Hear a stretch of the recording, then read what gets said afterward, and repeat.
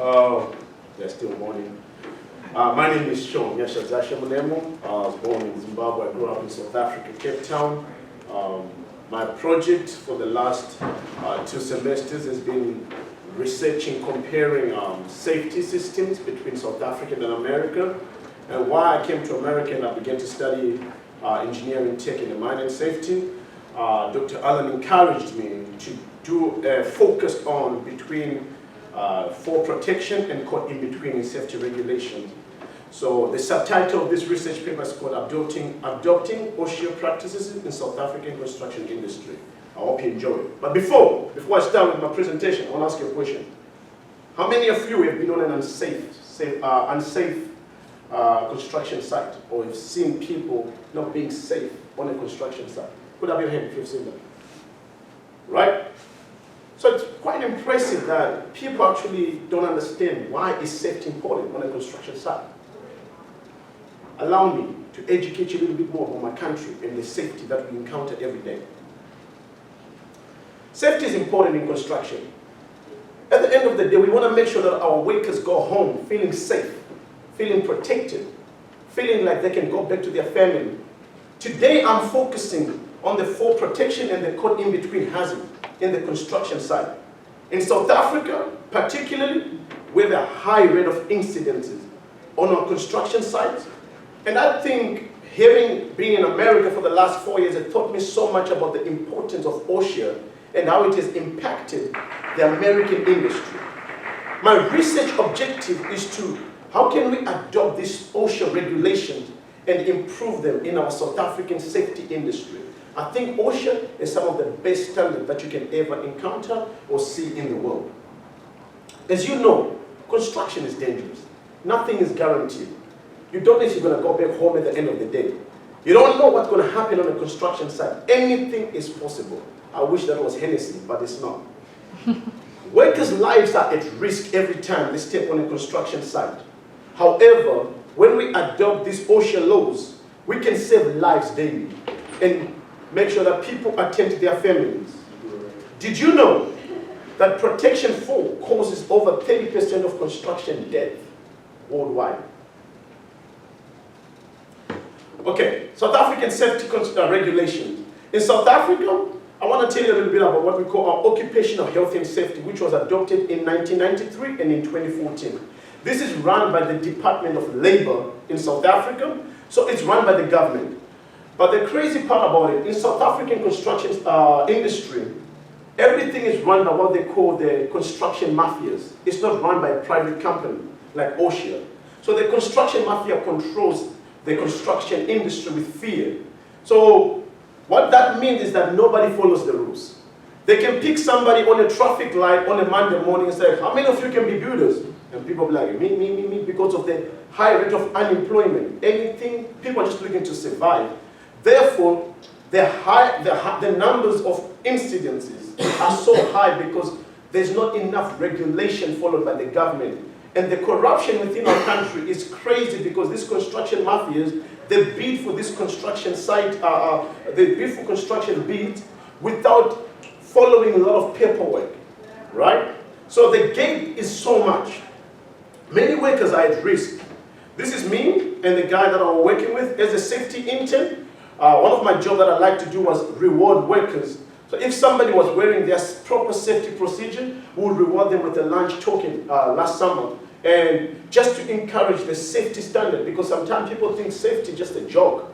Oh, I've done this for the last 20 years. Who are you to tell me, intern? But no, we actually care about your safety. It could be the smallest incident that you're not aware of that can get you into trouble. So the gap in our construction safety in South Africa is too much. Number one, based on corruption. Number two, construction mafias. The OSHA regulation in the United States. I'm sure many of you know the OSHA regulation. I think OSHA is one of the best practices that I think should be implemented worldwide. OSHA makes sure that workers go home safely. OSHA holds companies accountable to their workers' safety, to the environmental safety, and also protecting the companies, their own people, one or another way.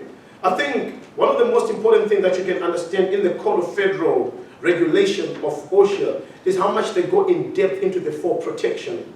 It's encouraged that whenever people are working, they follow regulation. A company actually, most companies like I worked for Turner, they actually have like signing document permits for protection. So you cannot do anything without those permits. You have to have those permits signed up, saying that you are following all the procedures, the safety nets, anything to do with fall protection to make sure that workers are safe before they even begin the work.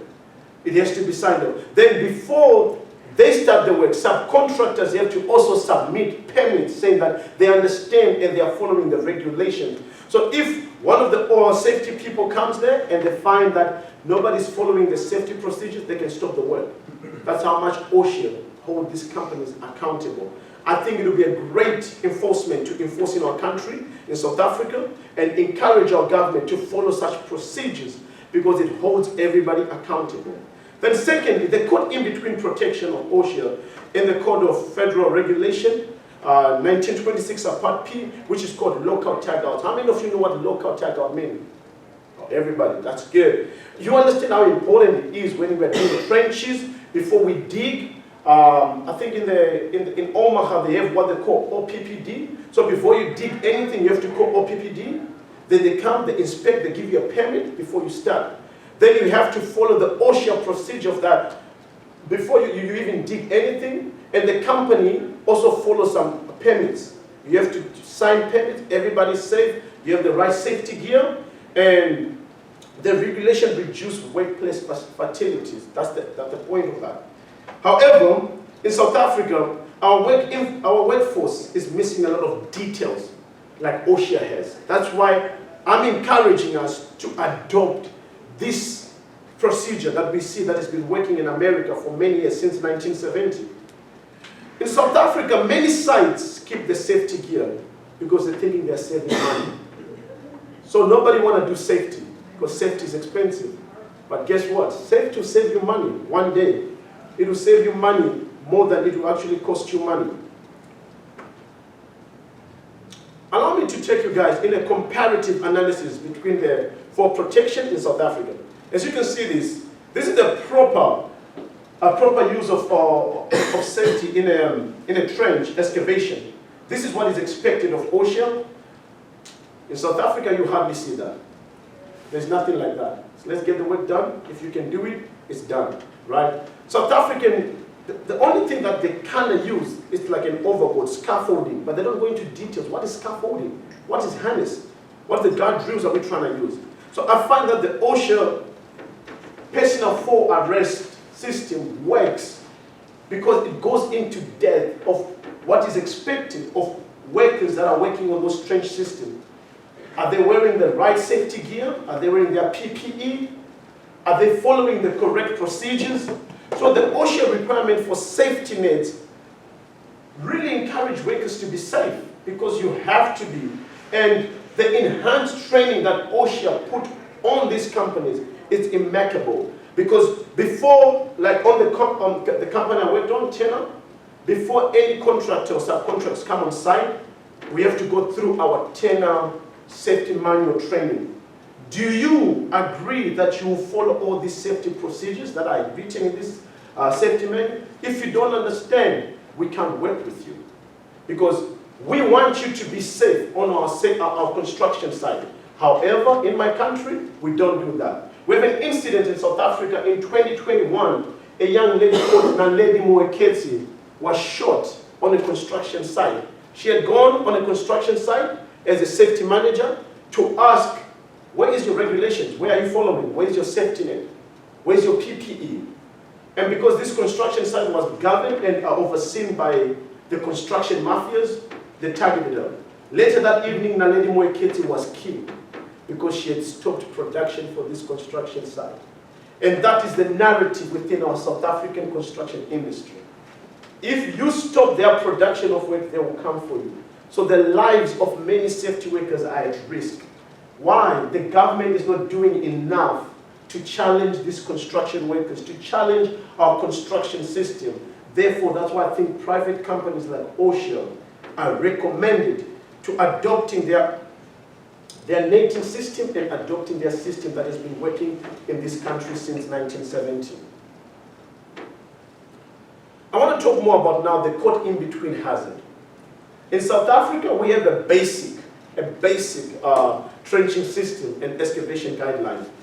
This is one of the pictures I took last summer when we were working on one of our construction sites I was working on. As you can see, this trench system is 6 foot under, and we are already putting ladders. That is required by OSHA. So if any safety manager comes and there's a trench that is dig 6 foot under and there's no ladder like that, a specific ladder, they can stop work. They are allowed to stop work because this is one of the requirements by OSHA. The OSHA trench boxes local tagout requirement is so important in many cases because you just never know what you are digging. So it's important that every employee or subcontractors do their necessary research and also follow the guideline to protect those workers. You could be working with electricity.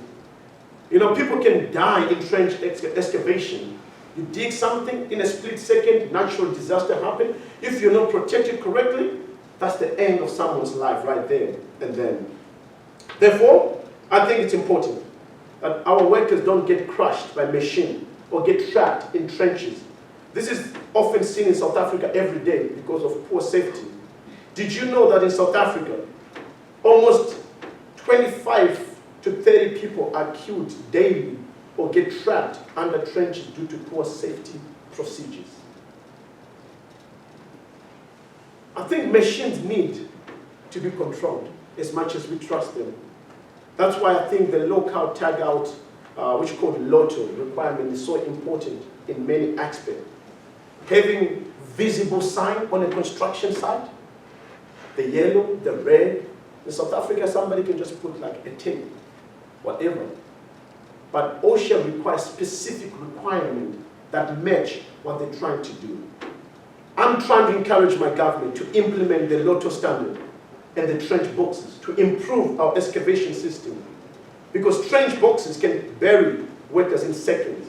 Power on trench boxes, it happens every day in many construction sites in our country. So, what can I do to help this disease, this virus in South Africa? I think we need to adopt some practical consideration. How many of you guys know about PTP, pre-task planning boards? So as you guys become young professionals in a few years from now, if you're going into safety or construction, whether you're a safety manager, whether you're a project engineer, whether you're a superintendent, it's important that you understand this. This was one of my daily tasks as an intern at Taylor Construction, was to make sure that all our subcontractors would do their PTP, pre-task planning. This is one of the most simplest way, but it saves lives and it saves money for the company and everyone involved in it. Why do we encourage a practical thing like pre-task planning? One, it allows workers to be aware of what they're doing. So remember the scenario I painted to you earlier. In South Africa, because of the high employment rate, somebody can just be at a traffic light in the morning looking for a job, and there's no qualification. Hey, can you build a house? Yeah, I've done it so many times. The guy could have no clue. Okay, get in. Why? It's cheap labor. It's exploitation. Am I lying, man? So, due to the exploitation of these individuals, they have no idea what pre-task planning is. So this is one of the practical. So what we would do in the morning when I worked at Taylor Construction, I would get all our subcontractors. They had all different boards. What are your tasks today? What are you doing? So the first thing is the sequence of the basic job site. What are you doing today? Write it down. What are the hazards associated with this? What can we do to eliminate the unsafe things? So what it does that the people that are working in this job site, the guys that are performing this job, are the ones that are able to think of the risk to eliminate any danger aligned with the job to that day. It gives them a chance to know that they are valued because they are the one practicing it. As a safety guy, all I know is the rules, but they know how to go around the rules and follow the rules and also protect themselves. It gives them a chance to think hey, am I getting myself in danger? I used to implement it 3 times a day. I would do this in the morning, then I would get my guys, and I would erase it without them knowing. After lunch, I'll be like, so what are we doing this afternoon? Because it can become autopilot. Construction workers, they can be on autopilot. I've done this 100 times. Who are you to tell me? So it encouraged them to think safe. That's why I recommend pre-test planning in my research paper to the South African government, because we want to allow people that can think. Construction workers are often underlooked, like they don't think. No, they do. Because the only way we can encourage safety is when people that are performing the job are actually following the guideline and they think of safety ways to protect themselves. There's so much requirements from OSHA. OSHA needs certified programs. In America, many companies have to have a safety manager on site. It's important. In South Africa, no. The government just come and check in once in a while. So the role of the government in South Africa is failing, in my opinion. I think we need a private sector that implement safety standards, just like OSHA's been doing. Excuse me, just like OSHA's been doing in this country. OSHA has saved so many lives, thousands of lives in the United States since 1970. I think the South African government has failed its people. And I think adopting these practical laws will help many people, will help many workers, will allow us not to just hire a guy from the traffic light and think he can perform the job because he's not really qualified in the first place. This is a graph of the success of OSHA in the United States. Like I said before, OSHA has many mandatory rules, like harnessing, safety net, PPE, safety glass. There's so many safety rules that you have to follow.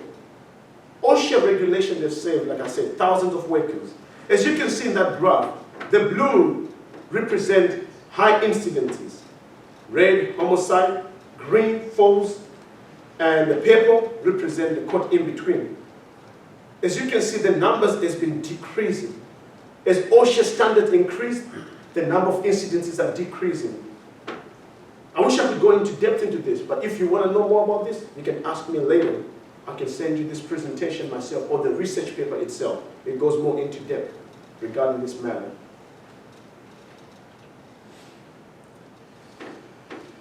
So,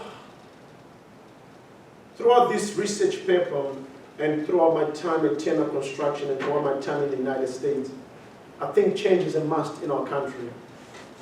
I think we, as young people that have been privileged enough to travel the world and see how different construction sites and different construction industry works, we have a lot to do. I think spending on safety will prevent so many lives. I think including a safety private sector in South Africa will save incidents. I believe we have to spend money on safety so that we can prevent so many incidences. One life saved on a construction life is a family saved. It's a man or woman going back to their families, knowing that they are protected at their workplace, they are valued, they are loved. So the cost benefit of safety is something that why many countries, like in the third world, like South Africa, don't really do it. It's expensive to start with. It's expensive to train people. Because you have to train everyone, your project manager, your project engineer, your superintendent, your safety managers. Everyone has to understand. Secondly, the culture. Safety is a culture. We have to practice it. We have to encourage it. We have to live it. We have to breathe it. And I think in South Africa, due to corruption and due to construction mafias, it's going to be a challenge for us to do it. But nothing is ever achieved without any challenge. Therefore, I've taken this beyond the research paper and I've written to the South African government, encouraging them on how they can actually do this practically year after year. There are many recommendations that I came up with in my research paper. I think one of them that we have to do for sure is PPE. Start with the basic. If somebody is protected, they're wearing the correct gear, chances of avoiding incidents on the site are higher. Chances of them going home are higher. We are also encouraging the South African government to use the mandatory of the trench protection measures, harnesses for protection, guardrails. We are also encouraging the South African government to enforce strict safety rules and inspection programs. Instead of a young lady and a lady losing her life just because she was doing her job, we're encouraging the government to do more than just saying our condolences. The lady was a good young lady, she loved her job. She was just following what is written in the guideline. However, the government is not doing enough to protect our people. Therefore, many people continue to die on a construction site every day. One of the things that recommended them is increased investment in safety training and awareness. The more you educate your people in training of safety, the better it becomes. It becomes a culture. So there's a guideline of some of the OSHA laws that I took in there and I implemented in my research paper. I implemented in the suggestion paper that I wrote to the government to follow through. The bigger picture. Ask me then, properly wearing my safety gear. I'm on a site, I was doing my site walk. I think the bigger picture for me is using the proven OSHA regulation to transform South African construction safety system. It's not easy, it won't be easy, but nothing is ever achieved easy. A safer site means fewer deaths, happier workers, and strong industry. One of the things I'm impressed by the OSHA system or the safety system in the company I worked for called Tena Construction was that after the 4th of July, they had a stand down during the first 2 hours of work because they realized that workers were drinking on the 4th of July, fireworks. So coming to work the following day, not many people follow your safety procedures. So things like that is the bigger picture, creating a culture of awareness, knowing what is good to do, believing that our workers are more important than just getting us profit and finishing a building site, a construction site. In conclusion, there's many to say about safety, there's many to write. This is one of the pictures I took. These are the guys, they're called Harland, it's a concrete company. These guys, for me, they are the perfect representation of what a safety work like. They are wearing their PPE correctly, but they were also following. Every single day I got to work with these guys, they followed through their PTP, pre-task planning. I would ask them, so what are you guys doing? How are you guys doing it? What safety procedures are you including? So, in South Africa, I'm encouraging our government to integrate OSHA standards as a framework within our country. Before you bid for a job site or before you bid for a construction job, you have to produce to us the safety first, or your safety manual program. How are you planning on increasing fatalities? We're encouraging them to present to us long-term benefits of safety, including it in every framework within any construction site.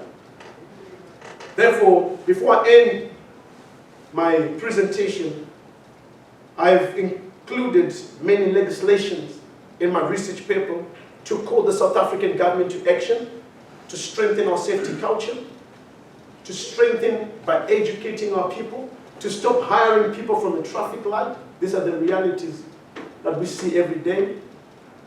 And also, more importantly, to follow through, irregardless of the many safety guys and safety people, life being at risk. I think it's important. It's a cause worth fighting for.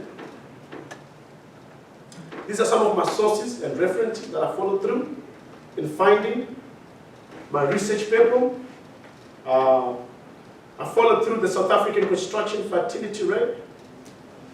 Like I said before, the country has one of the highest construction accident rates, with false and quoting between accident among the leading causes of fatality. So we'll be calling companies, enforcing regulations that will result in many companies following through our safety standard. Of course, you know the impact of OSHA, and I've also compared what South Africa and OSHA standard look like. It's a massive gap. It's a huge gap. I think we don't even do a quarter of what OSHA does. We just do the basics. Oh, wear your safety boots. That's the one that is in many of their books. Safety boots, wear the correct gear. There's no visible vest. There's no safety glasses.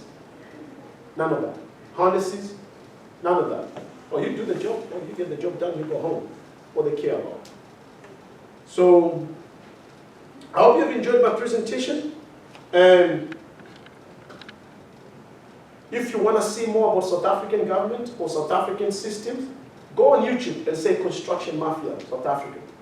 You'll see for yourself what I'm talking about. It's scary, it's intimidating, but I'm not scared.